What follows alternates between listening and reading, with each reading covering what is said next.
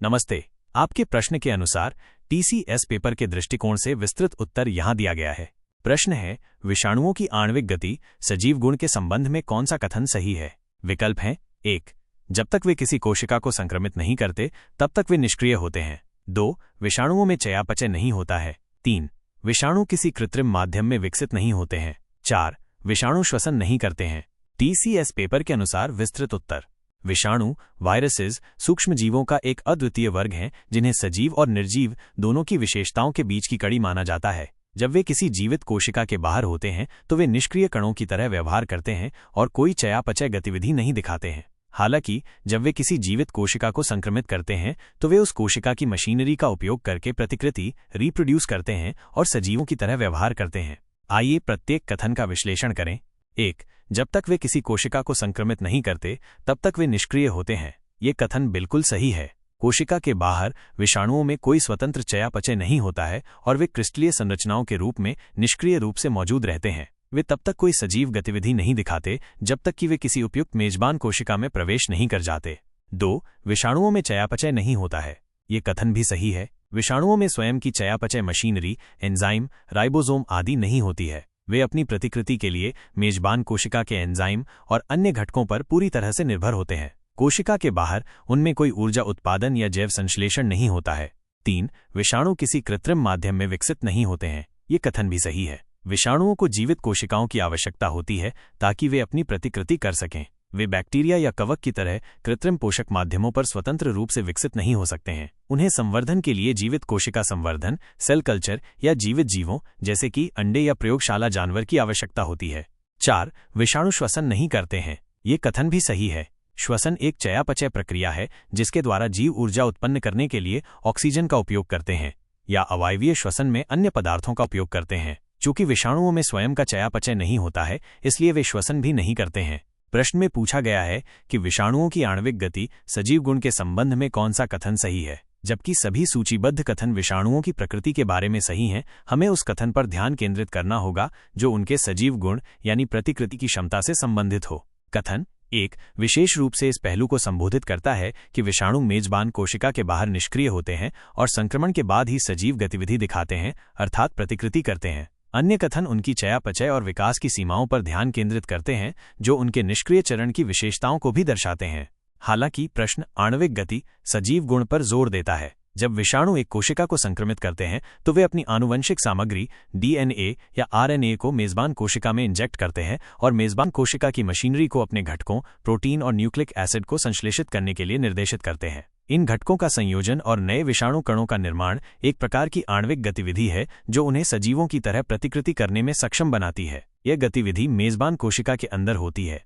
कथन 1 इस विरोधाभासी प्रकृति को सबसे अच्छी तरह से व्यक्त करता है। निष्क्रियता जब तक कोशिका को संक्रमित नहीं किया जाता और फिर मेजबान कोशिका के भीतर सजीव व्यवहार, प्रतिकृति। निष्कर्ष: टीसीएस पेपर जीव विज्ञान के मूल सिद्धांतों और विषाणुओं की विशेषताओं की समझ का परीक्षण करता है। विषाणुओं की अद्वितीय प्रकृति यह है कि वे कोशिका के बाहर निष्क्रिय होते हैं लेकिन कोशिका के अंदर प्रतिकृति करके सजीवों की तरह व्यवहार करते हैं। कथन 1 इस महत्वपूर्ण पहलू को सटीक रूप से दर्शाता है। अतः सही उत्तर है 1 जब तक वे किसी कोशिका को संक्रमित नहीं करते तब तक वे निष्क्रिय होते हैं।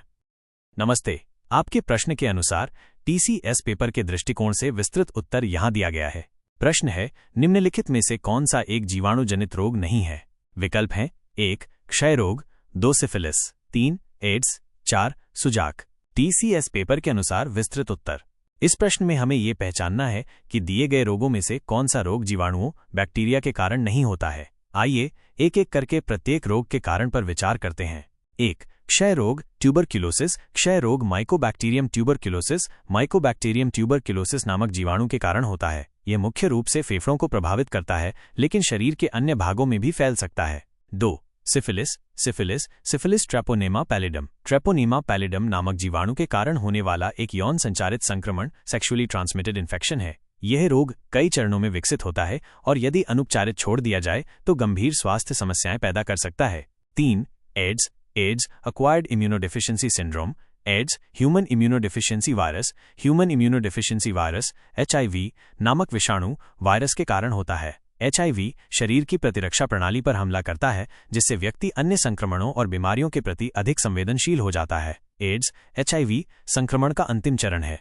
4. सुजाक गोनोरिया। सुजाक नीसेरिया गोनोरियाई नामक जीवाणु के कारण होने वाला एक यौन संचारित संक्रमण है। यह पुरुषों और महिलाओं दोनों को प्रभावित कर सकता है और विभिन्न लक्षणों का कारण बन सकता है। उपरोक्त विश्लेषण से स्पष्ट है कि क्षय रोग, सिफिलिस और सुजाक जीवाणुओं के कारण होने वाले रोग हैं, जबकि एड्स एक विषाणु वायरस के कारण होता है। निष्कर्ष: TCS पेपर जीव विज्ञान और मानव रोगों के कारणों की बुनियादी समझ का परीक्षण करता है। दिए गए विकल्पों में से एड्स जीवाणुजनित रोग नहीं है, अतः सही उत्तर है 3 एड्स। नमस्ते। आपके प्रश्न के अनुसार TCS पेपर के दृष्टिकोण से विस्तृत उत्तर यहाँ दिया गया है। प्रश्न है, इनमें से कौन सा लवण प्रत्यम्लों एंटासिड्स का एक सक्रिय संघटक होता है?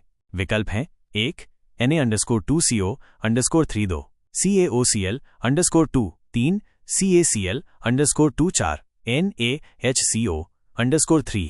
TCS पेपर के अनुसार विस्तृत उत्तर: प्रत्यम्ल एंटासिड्स ऐसे पदार्थ होते हैं जिनका उपयोग पेट में अत्यधिक अम्ल एसिड को बेअसर करने के लिए किया जाता है, जिससे पेट की अम्लता कम होती है और सीने में जलन, अपच जैसी समस्याओं से राहत मिलती है। प्रत्यम्लों में आमतौर पर क्षारकीय बेसिक यौगिक होते हैं जो अम्ल के साथ अभिक्रिया करके उसे उदासीन कर देते हैं। आइए दिए गए विकल्पों का विश्लेषण करें। 1 sodium carbonate Na_2CO_3। Sodium carbonate एक क्षारकीय लवण है और यह अम्ल के साथ अभिक्रिया करके कार्बन डाइऑक्साइड, जल और सोडियम लवण बनाता है। हालांकि यह एक प्रबल क्षारकीय लवण है और इसका अत्यधिक सेवन पेट में क्षारकता बढ़ा सकता है और अन्य दुष्प्रभाव पैदा कर सकता है, इसलिए इसका उपयोग आमतौर पर प्रत्यम्लों में सीधे तौर पर नहीं किया जाता है। 2 calcium oxychloride CaOCl_2। Calcium oxychloride को ब्लीचिंग पाउडर के रूप में जाना जाता है। यह एक ऑक्सीकारक है और इसका उपयोग प्रत्यम्ल के रूप में नहीं किया जाता है। ये पेट के लिए हानिकारक हो सकता है। 3 calcium chloride CaCl_2। Calcium chloride एक लवण है जो कैल्शियम और क्लोरीन से बनता है। इसका उपयोग कुछ चिकित्सा स्थितियों में कैल्शियम के स्रोत के रूप में किया जाता है, लेकिन ये पेट के अम्ल को बेअसर करने के लिए एक सामान्य प्रत्यम्ल नहीं है। 4 sodium bicarbonate NaHCO_3। Sodium bicarbonate, जिसे बेकिंग सोडा या खाने का सोडा भी कहा जाता है, एक दुर्बल क्षारकीय लवण है। ये पेट में हाइड्रोक्लोरिक अम्ल HCl के साथ अभिक्रिया करके कार्बन डाइऑक्साइड गैस, जल और सोडियम क्लोराइड बनाता है।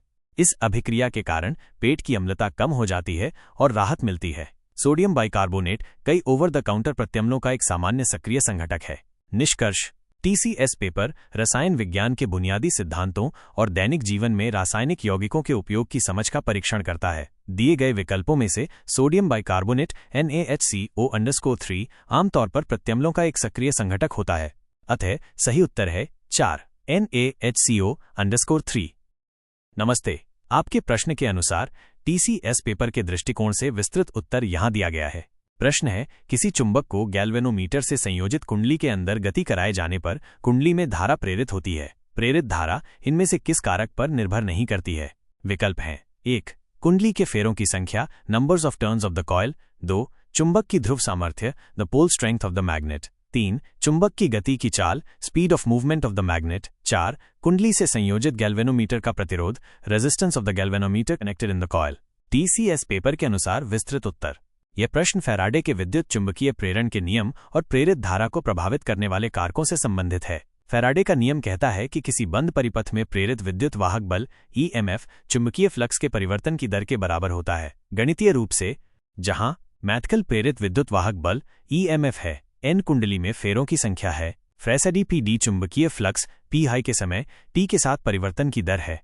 प्रेरित धारा I ओम के नियम V=IR द्वारा प्रेरित EMF ऑफ मैथकली और परिपथ के कुल प्रतिरोध R_टोटल से संबंधित है। यहाँ परिपथ का कुल प्रतिरोध, कुंडली का प्रतिरोध R_कॉइल और गैल्वेनोमीटर का प्रतिरोध R_गैल्वेनोमीटर होगा, जो श्रेणी क्रम में जुड़े हैं। इसलिए R_टोटल R_कॉइल जोड़ R_गैल्वेनोमीटर। अब हम प्रत्येक कारक पर विचार करते हैं कि वह प्रेरित धारा को कैसे प्रभावित करता है। 1 कुंडली के फेरों की संख्या N। फैराडे के नियम के अनुसार प्रेरित EMF कुंडली में फेरों की संख्या के सीधे आनुपातिक होता है, मैथकली प्रोप्टो N। यदि फेरों की संख्या अधिक होगी तो चुंबकीय फ्लक्स के समान परिवर्तन की दर के लिए प्रेरित EMF अधिक होगा और इसलिए प्रेरित धारा भी अधिक होगी, I प्रोप्टो N। अतः प्रेरित धारा कुंडली के फेरों की संख्या पर निर्भर करती है।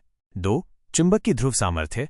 चुंबक की ध्रुव सामर्थ्य चुंबकीय क्षेत्र की शक्ति को निर्धारित करती है। एक मजबूत चुंबक एक मजबूत चुंबकीय क्षेत्र उत्पन्न करेगा जिससे कुंडली से गुजरने वाले चुंबकीय फ्लक्स का परिमाण अधिक होगा। जब चुंबक गति करता है तो फ्लक्स में परिवर्तन की दर भी अधिक होगी जिससे प्रेरित ईएमएफ और प्रेरित धारा दोनों अधिक होंगे। अतः प्रेरित धारा चुंबक की ध्रुव सामर्थ्य पर निर्भर करती है। 3. चुंबक की गति की चाल एफरेसीडीडी से संबंधित चुंबक की गति की चाल ये निर्धारित करती है कि चुंबकीय फ्लक्स कितनी तेजी से परिवर्तित होता है। यदि चुंबक को तेजी से गति कराया जाता है तो चुंबकीय फ्लक्स में परिवर्तन की दर फ्रेसेडिबिलिटी अधिक होगी जिसके परिणाम स्वरूप प्रेरित ईएमएफ ऑफ मैथकली प्रोप्टोफ्रेसेडिबिलिटी और प्रेरित धारा आई प्रोप्टोफ्रेसेडिबिलिटी दोनों अधिक होंगे। अतः प्रेरित धारा चुंबक की गति की चाल पर निर्भर करती है। 4. कुंडली से संयोजित गैल्वेनोमीटर का प्रतिरोध R_गैल्वेनोमीटर प्रेरित धारा I इक्वल्स फ्रैक्मेथकल R_गैल्वेनोमीटर के सूत्र से स्पष्ट है कि प्रेरित धारा परिपथ के कुल प्रतिरोध पर निर्भर करती है जिसमें गैल्वेनोमीटर का प्रतिरोध भी शामिल है। यदि गैल्वेनोमीटर का प्रतिरोध अधिक होगा तो समान प्रेरित ईएमएफ के लिए प्रेरित धारा कम होगी। अतः प्रेरित धारा गैल्वेनोमीटर के प्रतिरोध पर निर्भर करती है। प्रश्न में पूछा गया है कि प्रेरित धारा किस कारक पर निर्भर नहीं करती है। हमारे विश्लेषण से पता चलता है कि प्रेरित धारा दिए गए सभी कारकों पर निर्भर करती है। हालांकि यदि हम प्रश्न को इस प्रकार समझें कि प्रेरित धारा सीधे तौर पर किसकी विशेषता नहीं है जो फ्लक्स परिवर्तन को जन्म देता है बल्कि किस पर वो प्रवाहित होती है, तो गैल्वेनोमीटर का प्रतिरोध एक उम्मीदवार हो सकता है। प्रेरित ईएमएफ फ्लक्स परिवर्तन और कुंडली की विशेषताओं फेरों की संख्या पर निर्भर करता है, जबकि प्रेरित धारा इस ईएमएफ और पूरे परिपथ के प्रतिरोध पर निर्भर करती है।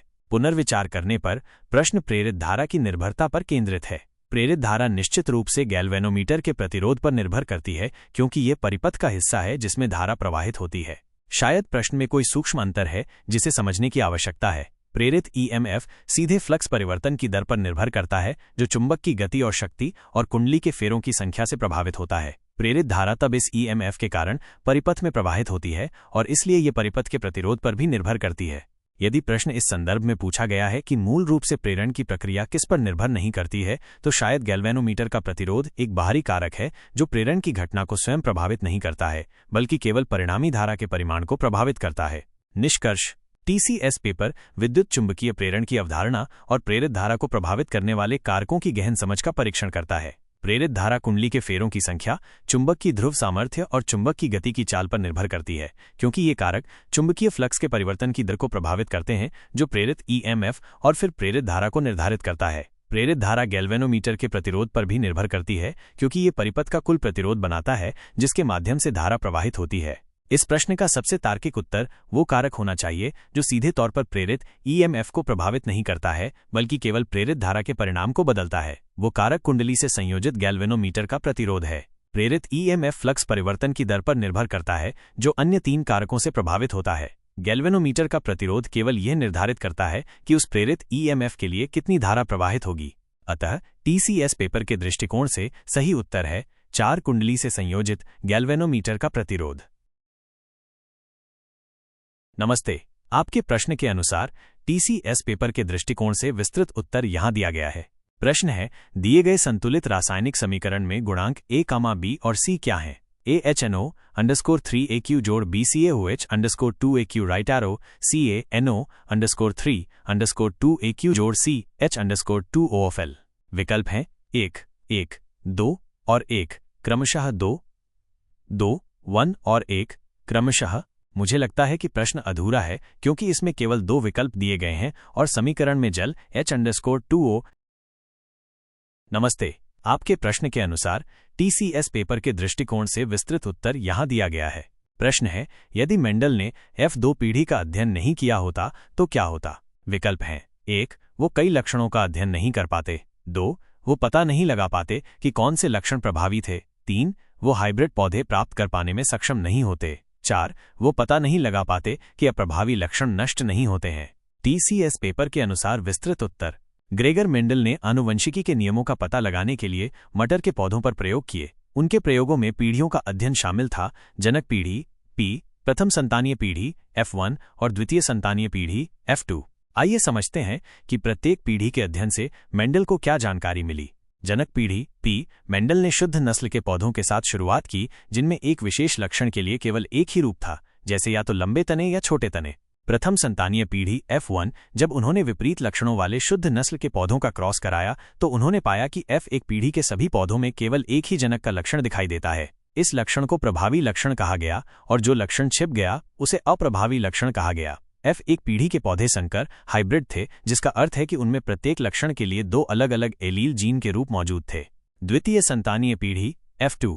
जब मेंडल ने F एक पीढ़ी के संकर पौधों को स्वपरागित होने दिया तो उन्होंने F2 पीढ़ी में अप्रभावी लक्षण को फिर से प्रकट होते हुए देखा। उन्होंने ये भी देखा कि प्रभावी और अप्रभावी लक्षणों वाले पौधों का एक विशिष्ट अनुपात एकल संकरण में लगभग 3:1 था। F2 पीढ़ी के अध्ययन से मेंडल को पृथक्करण का नियम लॉ ऑफ सेग्रीगेशन और स्वतंत्र अपव्यूहन का नियम लॉ ऑफ इंडिपेंडेंट असॉर्टमेंट स्थापित करने में मदद मिली। पृथक्करण के नियम के अनुसार युग्मक निर्माण के दौरान प्रत्येक जीन के दो एलील एक दूसरे से अलग हो जाते हैं ताकि प्रत्येक युग्मक को केवल एक एलील प्राप्त हो। F2 पीढ़ी में अप्रभावी लक्षण की पुनः उपस्थिति ने यह स्पष्ट किया कि अप्रभावी लक्षण F1 पीढ़ी में नष्ट नहीं हुआ था, बल्कि प्रभावी लक्षण द्वारा छिपा दिया गया था। अब प्रश्न पर विचार करें, यदि मेंडल ने F2 पीढ़ी का अध्ययन नहीं किया होता तो क्या होता? 1. वो कई लक्षणों का अध्ययन नहीं कर पाते। मेंडल ने कई लक्षणों का अध्ययन किया था, जैसे बीज का आकार, बीज का रंग, फूल का रंग आदि, और ये F1 पीढ़ी के अध्ययन से संभव था। F2 पीढ़ी का अध्ययन कई लक्षणों के अध्ययन के लिए आवश्यक नहीं था। 2. वो पता नहीं लगा पाते कि कौन से लक्षण प्रभावी थे। प्रभावी लक्षणों की पहचान F1 पीढ़ी के अध्ययन से ही हो गई थी, क्योंकि F1 पीढ़ी में केवल प्रभावी जनक का लक्षण दिखाई देता था। 3. वह हाइब्रिड पौधे प्राप्त कर पाने में सक्षम नहीं होते। हाइब्रिड पौधे संकर F1 पीढ़ी में प्राप्त हुए थे, जो विभिन्न लक्षणों वाले शुद्ध नस्ल के पौधों के क्रॉस से उत्पन्न हुए थे। F2 पीढ़ी का अध्ययन हाइब्रिड पौधों की प्राप्ति के लिए आवश्यक नहीं था। 4. वो पता नहीं लगा पाते कि अप्रभावी लक्षण नष्ट नहीं होते हैं। F1 पीढ़ी में अप्रभावी लक्षण के छिप जाने के कारण यदि मेंडल ने F2 पीढ़ी का अध्ययन नहीं किया होता तो वो ये नहीं जान पाते कि अप्रभावी लक्षण वास्तव में अगली पीढ़ी में फिर से प्रकट हो सकता है। F2 पीढ़ी में अप्रभावी लक्षण की पुनः उपस्थिति ने यह साबित किया कि अप्रभावी लक्षण F1 पीढ़ी में केवल छिपा हुआ था, नष्ट नहीं हुआ था। निष्कर्ष: TCS पेपर आनुवंशिकी के बुनियादी सिद्धांतों और मेंडल के प्रयोगों की समझ का परीक्षण करता है। F2 पीढ़ी का अध्ययन मेंडल के लिए यह समझने के लिए महत्वपूर्ण था कि अप्रभावी लक्षण F1 पीढ़ी में प्रभावी लक्षण द्वारा छिप जाते हैं, लेकिन अगली पीढ़ी में फिर से प्रकट हो सकते हैं, जिससे यह पता चलता है कि अप्रभावी लक्षण नष्ट नहीं होते हैं। अतः सही उत्तर है 4. वो पता नहीं लगा पाते कि अप्रभावी लक्षण नष्ट नहीं होते हैं। नमस्ते। आपके प्रश्न के अनुसार TCS पेपर के दृष्टिकोण से विस्तृत उत्तर यहाँ दिया गया है। प्रश्न है, निम्नलिखित में से प्रकाश के प्रकीर्णन के अनुप्रयोगों की पहचान कीजिए। A. खतरे के संकेतों का लाल होना। B. समय से पूर्व सूर्योदय और विलंबित सूर्यास्त। C. तारों का टिमटिमाना। D. टिंडल प्रभाव। E. सूर्य का लाल और आकाश का नीला होना। विकल्प हैं 1. GA 2. C. GH चिल्लाते हुए। 3. A B C 4. B C D। TCS paper के अनुसार विस्तृत उत्तर: प्रकाश का प्रकीर्णन स्कैटरिंग ऑफ लाइट वो परिघटना है जिसमें प्रकाश किरणें वायुमंडल के कणों जैसे धूल, धुआं, जल वाष्प के अणु या किसी माध्यम के कणों से टकराकर विभिन्न दिशाओं में फैल जाती हैं। प्रकीर्णित प्रकाश का रंग प्रकीर्णन करने वाले कणों के आकार और आपतित प्रकाश की तरंग दैर्घ्य पर निर्भर करता है। आइए प्रत्येक कथन का विश्लेषण करें कि क्या यह प्रकाश के प्रकीर्णन का अनुप्रयोग है। A.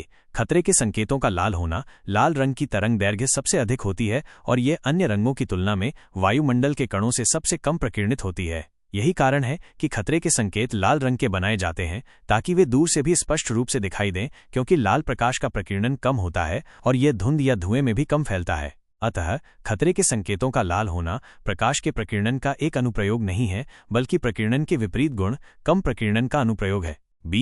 समय से पूर्व सूर्योदय और विलंबित सूर्यास्त। सूर्योदय से कुछ मिनट पहले सूर्य का दिखाई देना और सूर्यास्त के कुछ मिनट बाद तक दिखाई देना वायुमंडलीय अपवर्तन एटमॉस्फेरिक रिफ्रैक्शन के कारण होता है, न कि प्रकाश के प्रकीर्णन के कारण। वायुमंडल की विभिन्न परतों के घनत्व में अंतर के कारण प्रकाश किरणें मुड़ जाती हैं, जिससे सूर्य अपनी वास्तविक स्थिति से थोड़ा ऊपर दिखाई देता है। C. तारों का टिमटिमाना। तारों का टिमटिमाना भी वायुमंडलीय अपवर्तन के कारण होता है। तारों से आने वाला प्रकाश वायुमंडल की विभिन्न परतों से गुजरते समय लगातार अपवर्तित होता रहता है, क्योंकि इन परतों का घनत्व और तापमान बदलते रहते हैं। इस अनियमित अपवर्तन के कारण तारों की आभासी स्थिति और चमक बदलती रहती है, जिससे वे टिमटिमाते हुए दिखाई देते हैं। यह प्रकीर्णन का प्रभाव नहीं है।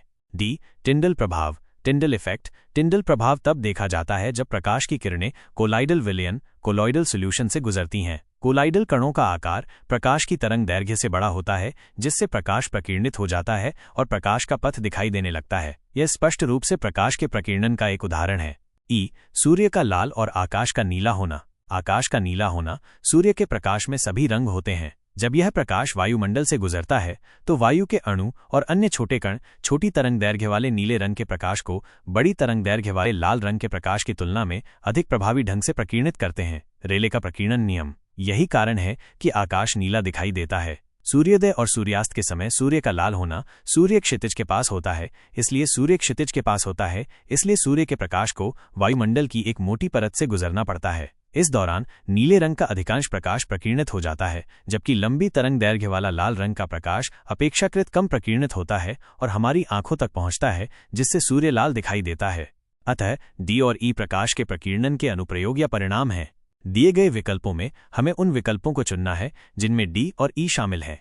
विकल्प ए जन DEA-A प्रकीर्णन का अनुप्रयोग नहीं है। विकल्प 2:C DE-C प्रकीर्णन का अनुप्रयोग नहीं है। विकल्प 3A B C- इनमें D और E शामिल नहीं है। विकल्प 4 B C D- इनमें E शामिल नहीं है। ऐसा लगता है कि विकल्पों में कुछ त्रुटि है, क्योंकि केवल D और E ही सीधे तौर पर प्रकाश के प्रकीर्णन से संबंधित हैं। यदि हमें सबसे उपयुक्त विकल्प चुनना हो जिसमें प्रकीर्णन से संबंधित अधिकतम घटनाएं शामिल हों, तो हमें D और E को लेना होगा। यदि प्रश्न प्रकाश के प्रकीर्णन के प्रभाव पूछता तो E सही होता। टिंडल प्रभाव D भी प्रकीर्णन का एक स्पष्ट उदाहरण है। सबसे उपयुक्त विकल्प जिसमें प्रकाश के प्रकीर्णन से संबंधित घटनाएं शामिल हैं वो है जिसमें D और E दोनों हों। केवल विकल्प 1 और 2 में ये दोनों शामिल हैं। चूंकि A प्रकीर्णन का अनुप्रयोग नहीं है, इसलिए विकल्प 1 गलत है। विकल्प 2 में C तारों का टिमटिमाना शामिल है, जो अपवर्तन के कारण होता है, प्रकीर्णन के कारण नहीं। इस स्थिति में मुझे लगता है कि प्रश्न या विकल्पों में त्रुटि है। हालांकि यदि मुझे सबसे संभावित उत्तर चुनना हो जिसमें प्रकाश के प्रकीर्णन से संबंधित घटनाएं शामिल हों, तो वो है D टिंडल प्रभाव और E सूर्य का लाल और आकाश का नीला होना।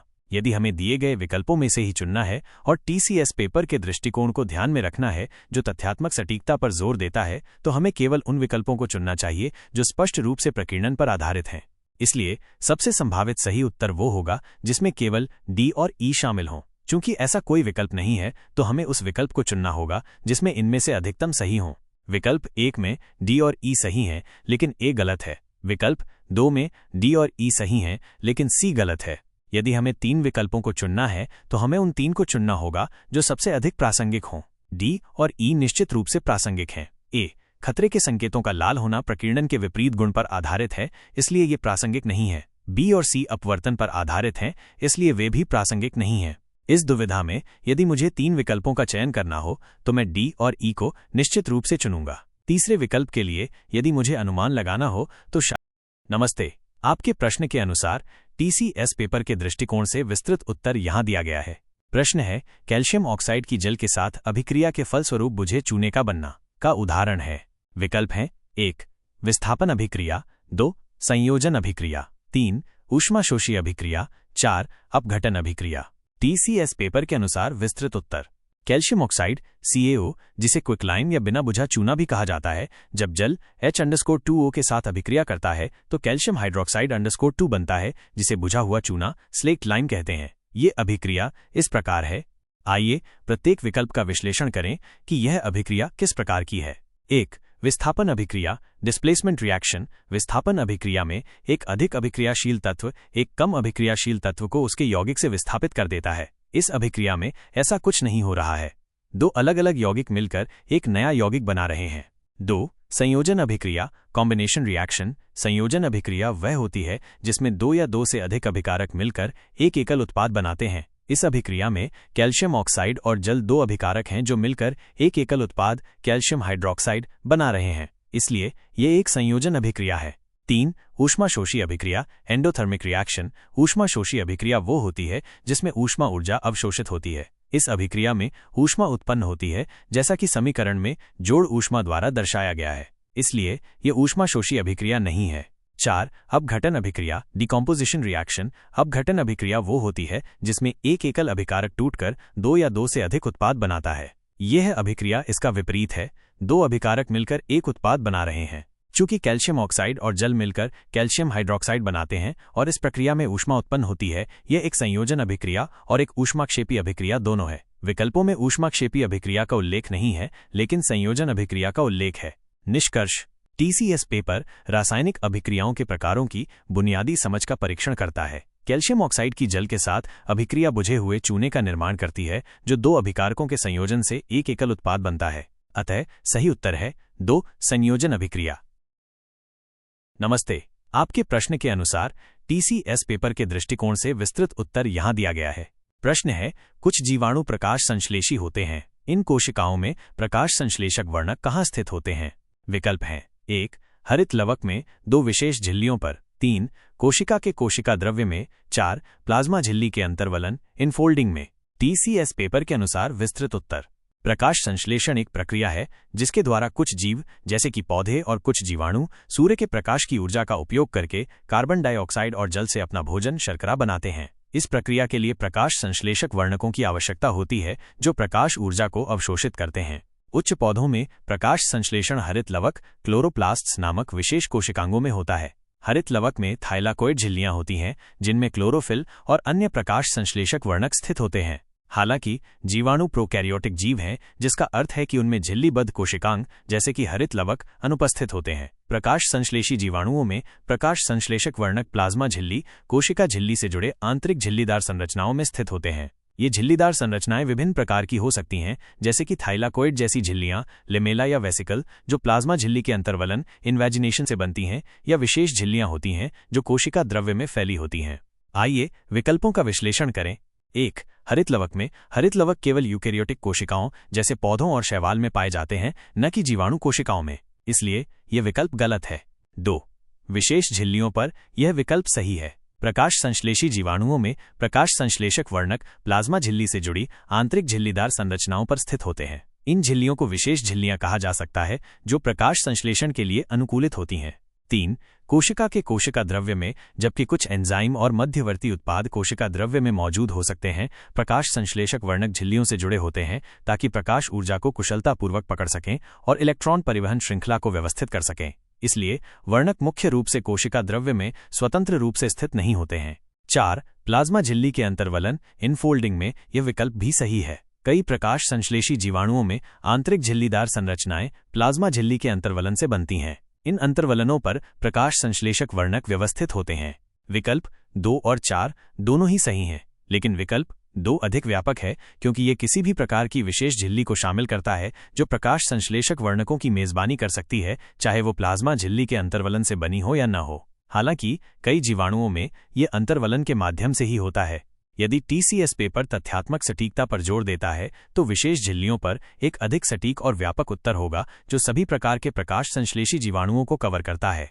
निष्कर्ष, TCS पेपर जीव विज्ञान के मूल सिद्धांतों और विभिन्न जीवों में प्रकाश संश्लेषण की प्रक्रिया की समझ का परीक्षण करता है। प्रकाश संश्लेषी जीवाणुओं में हरित लवक अनुपस्थित होते हैं और प्रकाश संश्लेषक वर्णक प्लाज्मा झिल्ली से जुड़ी विशेष झिल्लियों पर स्थित होते हैं जो अक्सर प्लाज्मा झिल्ली के अंतर्वलन से बनती हैं। अतः सबसे उपयुक्त उत्तर है 2, विशेष झिल्लियों पर।